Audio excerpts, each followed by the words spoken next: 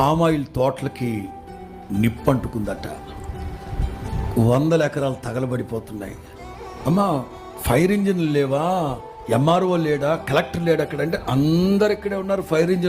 Fire ఇంజిన్లు 1 ఎకరం అయితే చదివేస్తారేమో, కానీ 100 ఎకరాలు తగలబడిపోతుంది వేసవిలో, మే నెల. ఎవరో సిగార్ దాగి వేసాడట, దుర్మార్గుడు, వాడి నోట్లో పుండ్లు పడ్డ తగలబడిపోయి. ఏడుపు, ఫోన్లో ఏడుపు. ప్రభువుకి అసాధ్యమైందమ్మా. గాలివాటాన్ని ప్రభు తిప్పేస్తారు. ప్రభువుకి అసాధ్యమైనది ఏమీ లేదు. ప్రభువా, యేసు నామంలో గాలివాటాన్ని మరలా వెనక్కి తిప్పండి ప్రభువా, యేసు నామంలో అని అన్నా. దేవుని ఆత్మలో గంతే. ఎకరం దగ్గరకు వచ్చి అట్లాగే గాలి సడన్గా వెనక్కి తిరిగిందట. వేసవికాలంలో అట్లాగే గాలి వెనక్కి వెళ్ళిపోయింది. వీళ్ళ పొలాలన్నీ, పామాయిల్ తోటలన్నీ.